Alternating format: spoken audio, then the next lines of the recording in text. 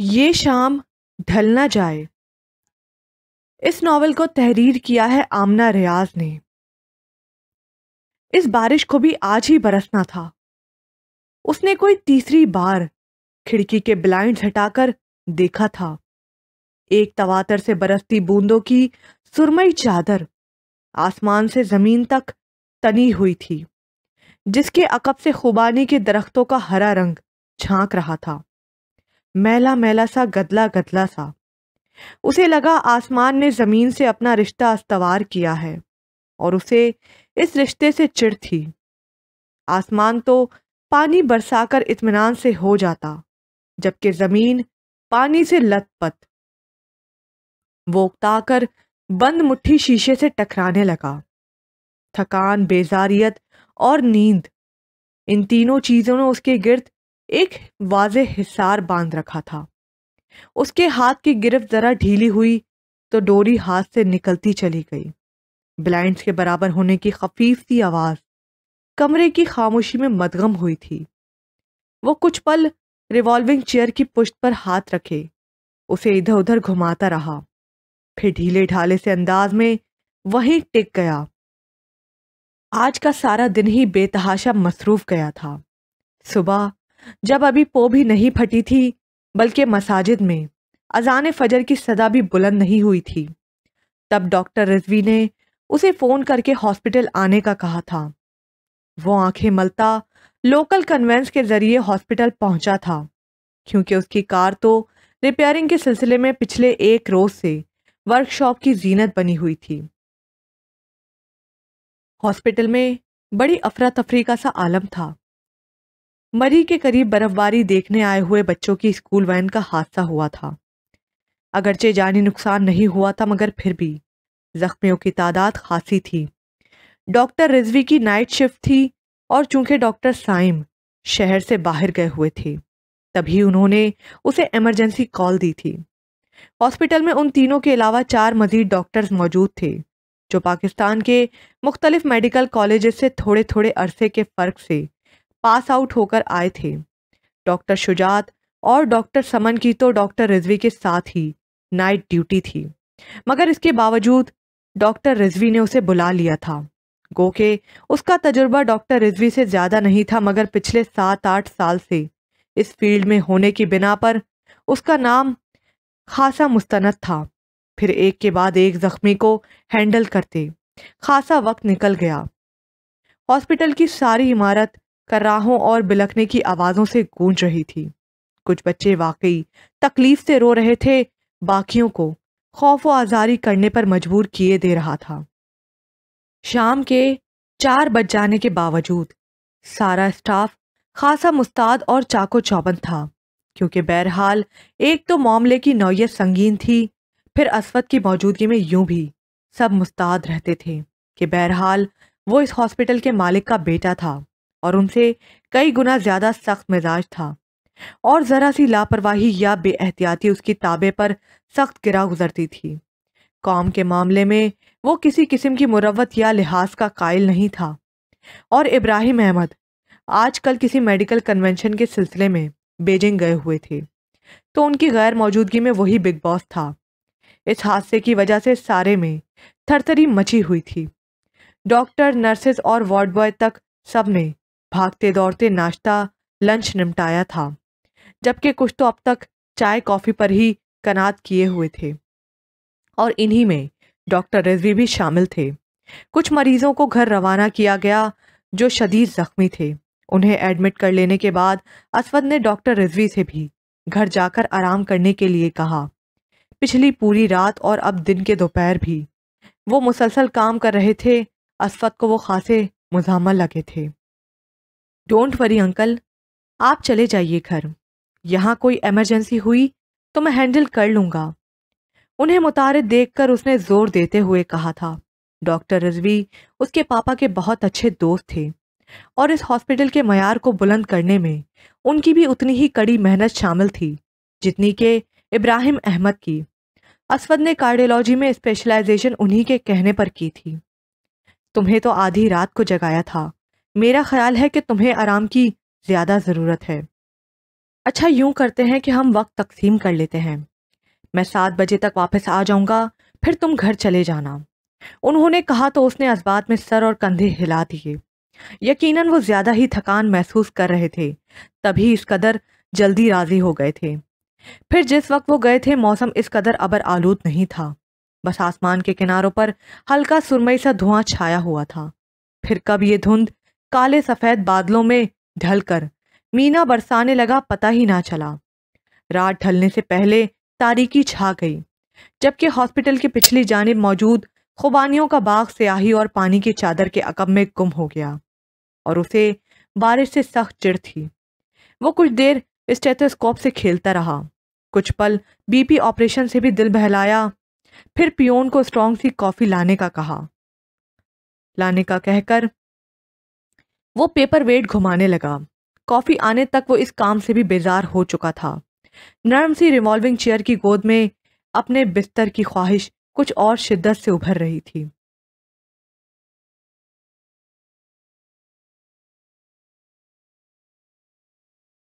وہ کچھ دیر اسٹیتھوسکوپ سے کھیلتا رہا، کچھ پل بی پی آپریشن سے بھی دل بہلایا، پھر پیون کو اسٹرانگ سی کافی لانے کا کہہ کر وہ پیپر ویٹ گھمانے لگا۔ کافی آنے تک وہ اس کام سے بھی بیزار ہو چکا تھا۔ نرم سی ریوالونگ چیئر کی گود میں اپنے بستر کی خواہش کچھ اور شدت سے ابھر رہی تھی۔ اس نے کافی کے 2 بڑے سپ لیے اور دونوں انگلیاں ملا کر پیشانی مسلتے ہوئے کسی قدر نیند کو بھگانے کی کوشش کی، لیکن سر کرسی کی پشت سے ٹکا ہوا تھا، پلکیں خود بخود آپس میں لپٹے جا رہی تھی، اور ابھی تو وہ غالباً پوری طرح سے غافل بھی نہ ہو پایا تھا جب ایک نسوانی آواز نے اس کے اعصاب کو جھنجھوڑا۔ اس کے حواس زوردار انگڑائی لے کر بیدار ہوئے تھے۔ سر، آپ ابھی تک گئے نہیں؟ اس نے بڑے غیر محسوس سے انداز میں اپنی نشست درست کرتے ہوئے گردن موڑ کر دیکھا۔ ڈاکٹر علینا محسن ہیرانی اور قدرے تشویش سے اس کی جانب استفہامی انداز میں دیکھ رہی تھیں۔ آپ کو کوئی کام تھا؟ اس کے سوال کو نظر انداز کرتے ہوئے اسود نے پوچھا۔ علینا اندر تک بدمزہ ہوئیں۔ اس شخص کی شکل اور پرسنالٹی کتنی اچھی ہے، ذرا مسکرا کر تھوڑی نرمی سے بات کر لیا کرے تو بھلا کون سی قیامت ٹوٹ پڑے۔ اس شاندار پرسنالٹی والے بگ باس کو دیکھتے ہوئے علینا نے بدمزگی سے سوچا تھا۔ ڈاکٹر علینا، اسود نے اس کی خاموشی کو تحیر سے نوٹ کرتے ہوئے اسے پکارا۔ سر، آپ کے آفس سے میں ڈاکٹر رضوی کو فون کرنے آئی تھی۔ دراصل بارش کی وجہ سے باقی تمام ٹیلی فون کنیکشن میں کچھ ڈسٹربنس ہی ہے۔ اتنی بارش میں تو ڈاکٹر رضوی شاید نہ آ سکیں۔ اپنی نیند سے لبالب بھری آنکھوں کو ذرا مسلتے ہوئے اس نے کہا۔ اس کا انداز سوچتا ہوا سا تھا، لیکن بارش تو اب خاصی ہلکی ہو چکی ہے۔ ڈاکٹر رضوی کا آنا بہت ضروری ہے سر، ایکچولی ایک ایمرجنسی کیس ہے، کوئی ہسبینڈ اینڈ وائف ہیں۔ لڑکی کو تو نسبتاً معمولی چوٹیں آئی ہیں، البتہ آدمی کی حالت سیریس ہے۔ علینا نے خاصی تفصیل سے بتایا، اور یہ تو ہر سال ہی ہوتا تھا کہ ان دنوں میں حادثات کی شرح معمول سے بڑھ جاتی تھی۔ اسود نے چند لمحے سوچا اور کافی کا آخری سپ حلق میں اتارتا کھڑا ہو گیا۔ آپ چلیے، میں دیکھتا ہوں۔ اس آدمی کی حالت واقعی خاصی خراب تھی۔ اس کے سر سے بے تحاشا خون رس رہا تھا، دائیں ٹانگ کا گھٹنا بھی شدید زخمی تھا۔ اس کے علاوہ اندرونی چوٹیں بھی شدید تھیں، اور انہی اندرونی زخموں کی وجہ سے اس کی حالت مزید خراب ہوتی جا رہی تھی۔ جب تک اسے آئی سی یو میں شفٹ کیا گیا، ڈاکٹر رضوی بھی آ گئے۔ وہ انہیں تفصیلات بتاتا کمرے سے باہر نکل رہا تھا۔ کوریڈور کی دوسری طرف کھڑی اس شخص کی بیوی بڑی بےتابی سے ان دونوں کی طرف آئی تھی۔ اسود نے نظر اٹھائی اور پھر جیسے نظر نے پلٹنے سے انکار کر دیا۔ ذہانت سے چمکتی آنکھوں میں پہلے تحیر بغیر پتوار کی کشتی کی طرح ڈولا تھا، مگر دوسرے ہی پل کشتی غائب ہوئی۔ وہاں صرف سمندر رہ گیا، جس کی سطح پر غصہ اور سرد مہری کی لہریں زور زور سے سر پٹک رہی تھی۔ اسود نے اس کے چہرے پر بھی پہلے حیرانی اور بے بسی کو ابھرتے دیکھا تھا۔ اسے اس کے بھیگے بالوں، بھیگے لباس، روئی ہوئی آنکھوں، بینڈج شدہ متفکر چہرے، حیرانی اور بے بسی پر بے تحاشا غصہ آیا تھا۔ اس کی پیشانی پر کئی بل نمودار ہوئے تھے، جبکہ خود کو کچھ بھی کہنے سے روکنے کے لیے اس نے جبڑے بھینچ لیے تھے۔ اگلے ہی لمحے وہ لمبے لمبے ڈگ بھرتا اپنے کیبن میں آ گیا تھا۔ اسے اپنا آپ بھڑ بھڑ جلتا محسوس ہو رہا تھا۔ ایک الاؤ آتش دان میں جل رہا تھا جبکہ ایک الاؤ اس کے اندر سلگنے لگا تھا۔ اس کی کن پٹی پر ایک رگ پھڑک رہی تھی۔ غصے کی حالت میں اس کی یہ رگ ہمیشہ نمایاں ہوتی تھی۔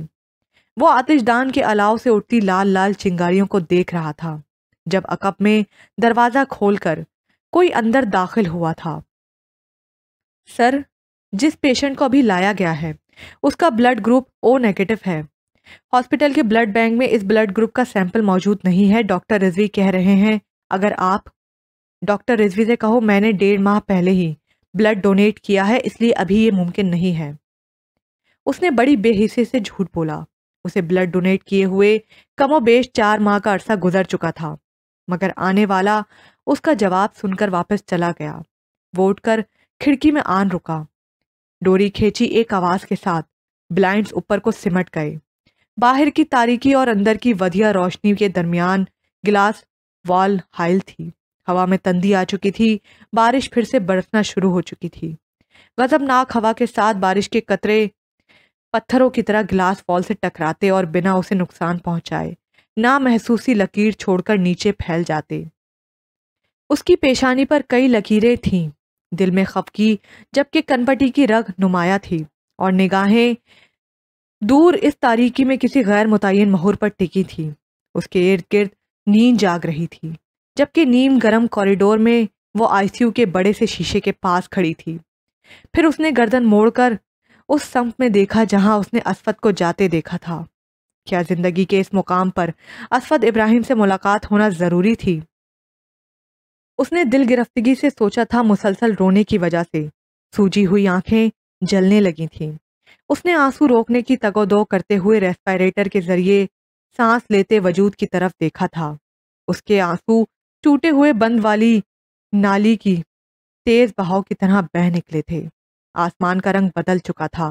رات بھر بارش برسا کر بادل ہلکے پھلکے سے ہو گئے تھے، البتہ سرمئی رنگ کی مہین سی چادر اب بھی سورج کی کرنوں کو زمین تک آنے کا راستہ نہیں دے رہی تھی۔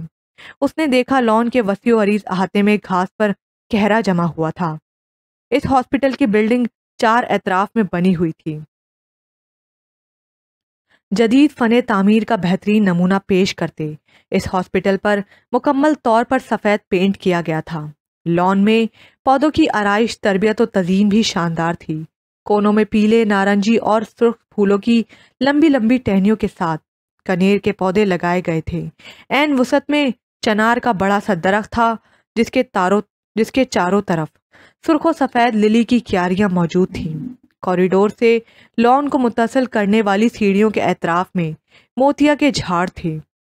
وہ لان کو خالی خالی نظروں سے دیکھتی کوریڈور کی بے تحاشا ٹھنڈی سیڑھیوں میں بیٹھی بڑی عجیب سی کیفیت کا شکار تھی۔ داؤد حسن کو آئی سی یو سے کمرے میں شفٹ کر دیا گیا تھا۔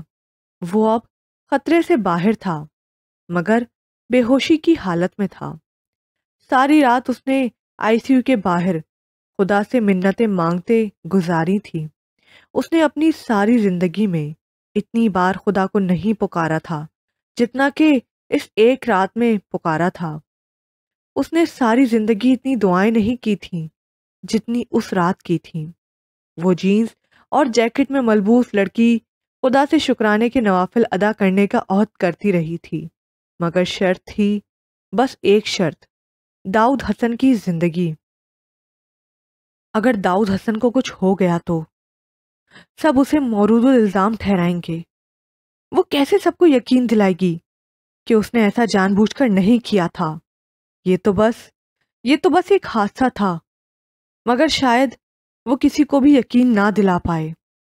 یہ سوال، یہ اندیشے بڑی بڑی کالی چمگادڑوں کی طرح اس کے گرد منڈلاتے رہے، اسے ڈراتے رہے۔ پھر نہ جانے اس کی دعائیں مستجاب ہوئی تھی یا داؤد حسن اپنے کھاتے میں زندگی کے کچھ مزید سال لکھوا کر لایا تھا۔ وہ تو بس اتنا جانتی تھی کہ موت کا فرشتہ ان دونوں کے سرہانے آ کر پلٹ گیا ہے۔ وہ مصیبت کے ٹلنے پر بھی رونے لگی۔ ایک نظر داؤد حسن کے پٹیوں میں لپٹے چہرے کو دیکھ کر پلٹی تو نرس نے اس سے کہا تھا، آپ یہاں ہیٹر کے پاس آ جائیں، اور وہ ہیٹر کے پاس کرسی گھسیٹ کر بیٹھ گئی۔ شاید نرس اس کے وہ بھیگے کپڑے دیکھ چکی تھی جن کی اسے پرواہ نہیں تھی۔ ہیٹر کی تپش میں کچھ بدن میں حرارت اتری تو معطل حواس چونکنے لگے۔ اس نے کلائی پر بندھی گھڑی دیکھی، 7 سے کچھ پہلے کا ہی وقت تھا۔ اسے پہلا خیال مہوش کا ہی آیا تھا۔ وہ خاموشی سے کمرے سے باہر آ گئی۔ ریسیپشن پر موجود کڑک چہرے والی ریسیپشنسٹ سے اجازت لے کر اس نے کال ملائی۔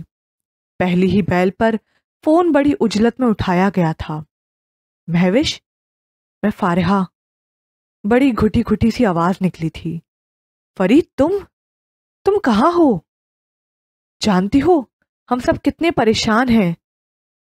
مہوش کی بے حد پریشان آواز سنتے ہی اس کے سینے سے سسکیاں برآمد ہوئی تھیں، جنہیں روکنے کے لیے اس نے بڑی مضبوطی سے لبوں پر ہاتھ رکھ لیا۔